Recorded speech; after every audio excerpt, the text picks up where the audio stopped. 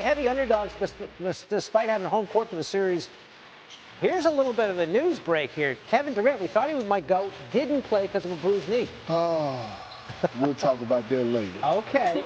We knew Luka was not going to be there. We knew Austin Reeves was not going to be there. LeBron, a wholesale distributor in this game, had 10 assists in the first half alone. At 41 years, 109 days old, the oldest guy ever with 10 assists in an entire game, much less a half. Close game, though. Lakers up 2 at the break, third quarter. LeBron playing a little bully ball here, Perk.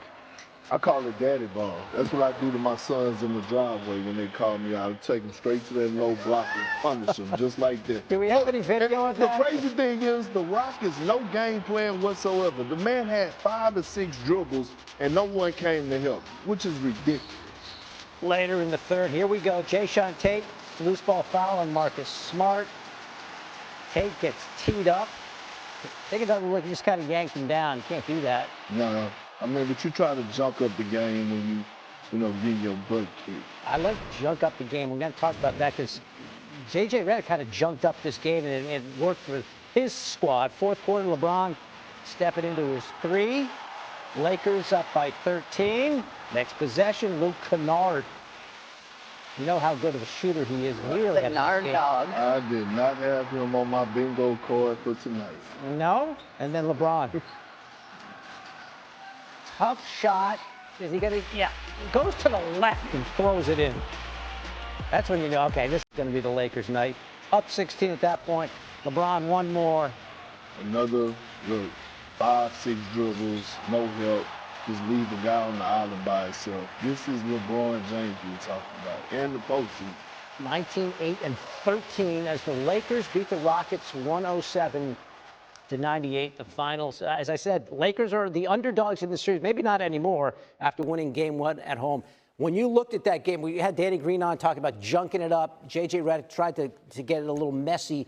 How did he do that, and how did the Lakers win this one? Well, one, J.J. Redick outcoached Ime Udoka. Let's put that out there first. Number 2, one team looked prepared and the other team didn't, and that team was the Lakers. Offensively, we saw the synergy there from the jump. We saw the cutting.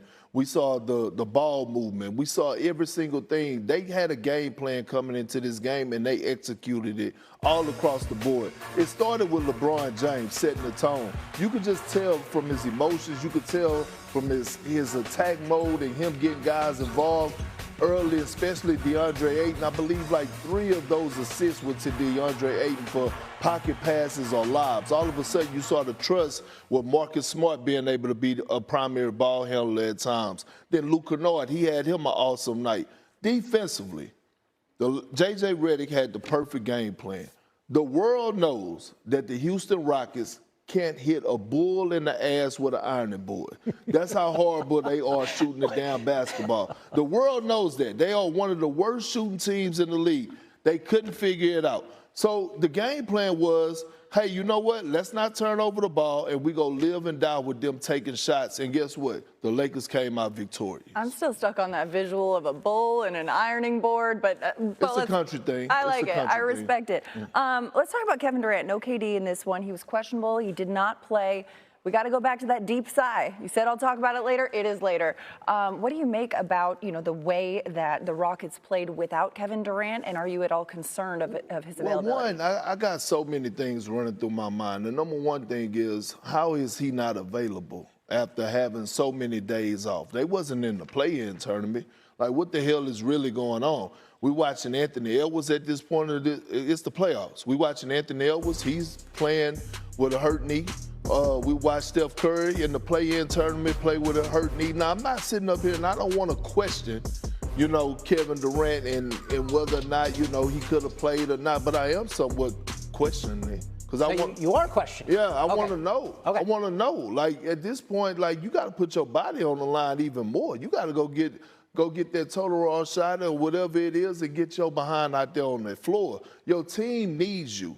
As you can see, even Kevin Durant at 70% or 60% is a whole lot for this team, especially them offensively. They could not get anything going on offensively. They had Reed Shepard who could create a little bit, but that was they can't shoot. Well, and I got to interrupt you guys too because one person. The NBA playoffs. You got the Cavaliers hosting the Raptors in Game 1. Now the Raptors won all 3 regular season matchups between these two teams by 10 or more points in each of them. But this one, all Cleveland early in the first quarter. Cavs trailing 31-28. Donovan Mitchell pulls up for 3. Boom. Scores tied at 31.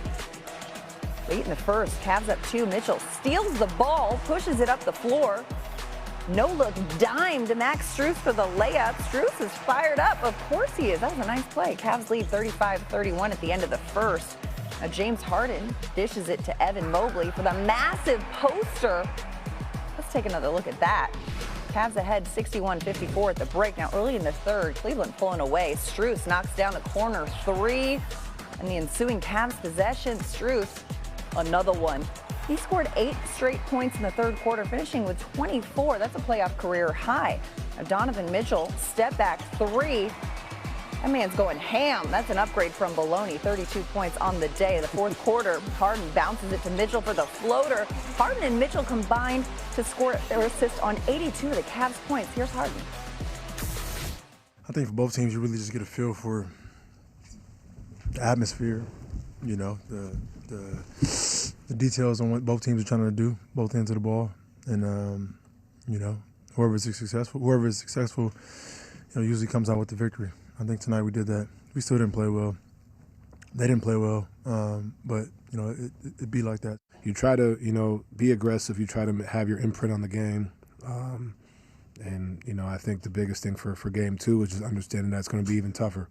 It may be grab and hold more. It may be press more. It may be whatever. You know what I mean? Like, you just be ready for anything. And that's not just this series. It's every series I've been in, just being ready for whatever's.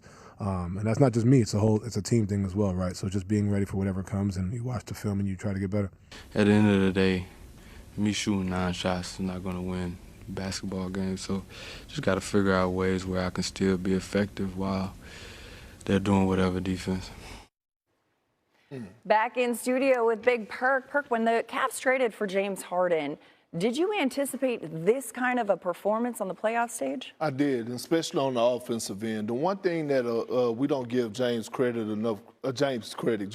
enough credit for is he has been one of the best facilitators over the last 3 years. He makes guys around him better when it comes down to, especially big men. When you talk about Evan Mobley and Jared Allen getting easier looks, Donovan Mitchell has never played with a guy like James Harden, right? That's going to take pressure off of him, and you're starting to see it. You see it in his ability to be able to get the one-on-one coverages, because you have to also respect James Harden, his three-point ability and his scoring ability. He's still one of the greatest scorers that we've ever seen in the history of the game. It's going to be a crazy Eastern Conference playoff. I mean, we're one day in here, but you could make a case for several teams coming out of the East. So we'll put a pin in